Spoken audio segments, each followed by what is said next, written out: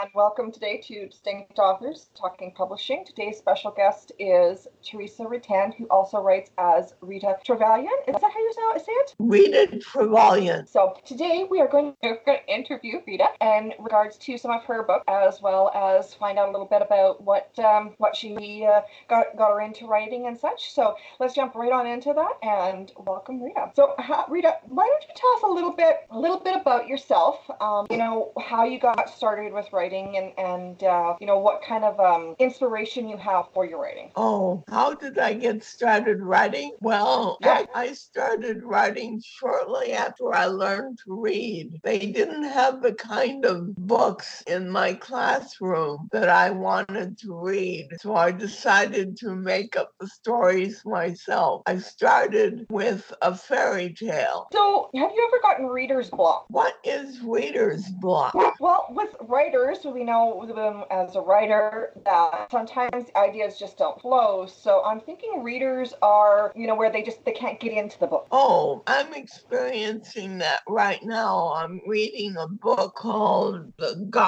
Goblin Core. I forget who wrote it, and I just can't get into it. I'll probably return it without having finished it, and it tells other side of quest. Sounds like it might be an interesting book. I'll have to double check and see if our library has that. If they don't, maybe they can order it in for me so I can have a look at that. So Rita, now I'm assuming you're friends with a lot of other authors. So is there any authors that you're friends with, and how have they impacted your ability to write or your inspiration to write? Well, there's Kira Katan. You know her. I do, yep. And she's one of my 5 muses. I have 5 muses because they trade off working. And she got me in touch with you. That's how she's inspired me. Oh, wonderful. And you have some really unique stories that you tell. Now, coming from a publisher's standpoint, they're very unique. They're very in-depth. So what about the genres that you write in? What is it about those genres that really attracts you to writing in them? Well, I write what is known as speculative fiction. That covers sci-fi, science fantasy, and horror. I wrote one book about vampires called Blood of Her Fathers. Okay, yes, I remember that book. Do you want each book you read or write to stand on its own, or are you trying to build a body of work where there is interconnections between each of those books? Well, most of my books stand alone, but there is one story that turned into a trilogy, quite without my meaning to. And that's always interesting when that happens. I call it my accidental trilogy. When I wrote Takuhi's Dream over 40 years ago, I had intended that it stand alone. But then I got an idea for a sequel, which called for another sequel. Ta-da! Trilogy! They do have a way of getting away from us, don't they? Mine don't get away from us. I wish they did, then I'd write more.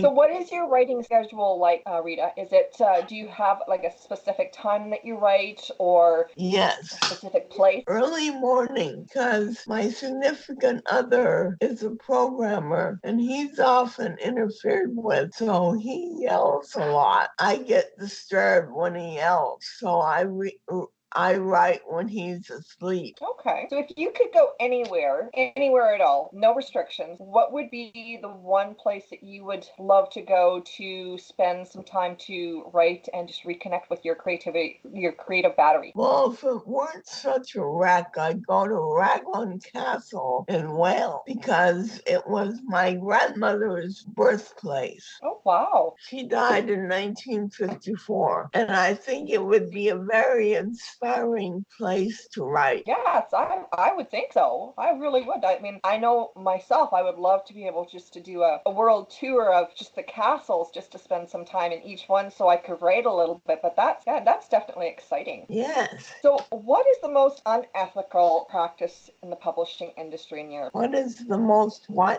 Unethical practice in the publishing industry. I still didn't get that. What is the most unethical practice in the publishing industry in your opinion? When they require people to have an agent.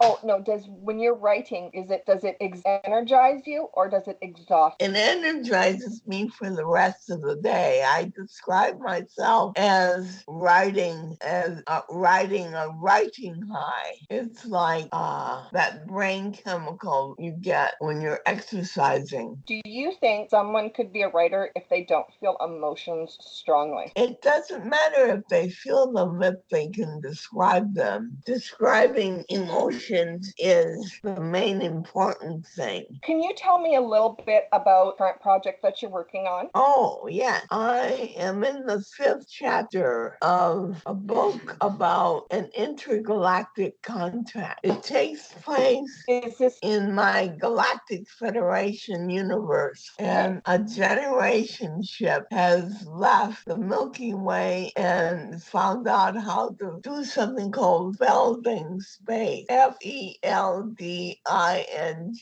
I borrowed it from Frank Herbert, so I changed it slightly. Feld the space, and you're there. They have already encountered people from the Andromeda galaxy, and these people are actually cats. Oh wow, that's unique. Been on it? But they're the dominant species of the galaxy, although there are many species in the galaxy. Well, that's pretty cool. Now, is this particular book, is this a standalone or is this part of your trilogy? This is a standalone. Okay. Now, did you start this project in Nano, or was that a different project? Because I do know that you do Nano writing. This is a non-nano project. My next nano will be in April. Wow. So are you planning on having this particular book finished before you start the Nano project, or is this going to be one that you're going to kind of set aside for a short time? I'm hoping to have it finished by then. That is the first rough draft. And do you have plans for this particular novel? Is there a specific publishing house that you want to work with, or a specific person you want to work with to get it out? Yes, you.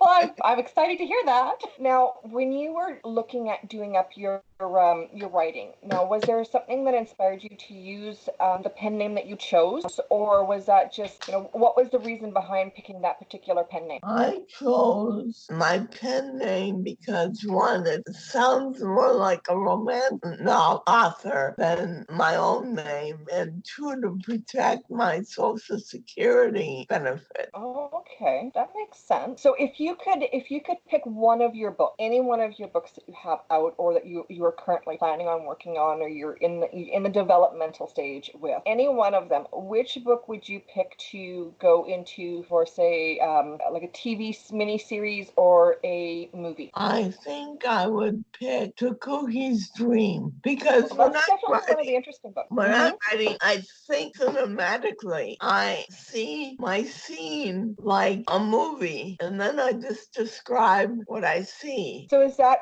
how you get when you're writing? Is that one part of the method that you use for your writing? Yes, it is. Wonderful. So do you have any advice for a new author who's just looking at getting into the industry, who maybe is just starting writing? Is there any advice that you have that you could give them? What I would say is that writing is a matter of application.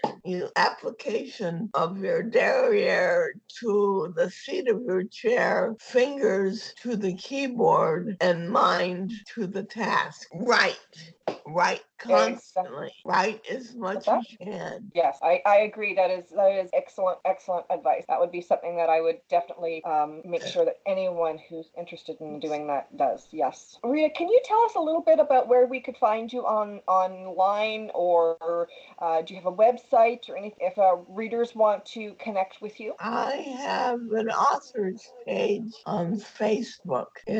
I don't have the link right offhand. I'll put the links in the description box for you. So anyone who wants to get a hold of Rita, I'll put all of those the links to her in the description box for you. Okay. Well, thank you so very much, Rita, for taking the time out to join me today and to speak with me. I certainly appreciate that.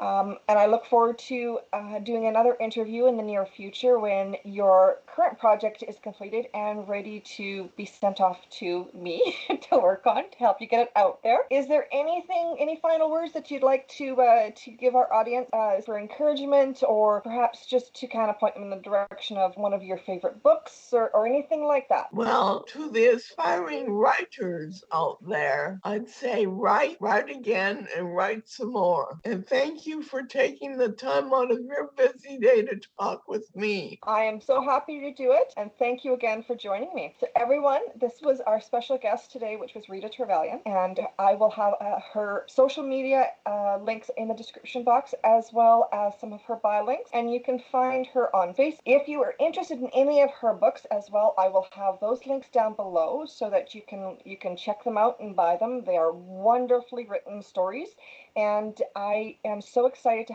see the next project that she is currently working on. Thank you again for everyone for taking the time out to join me today, and we will see you soon.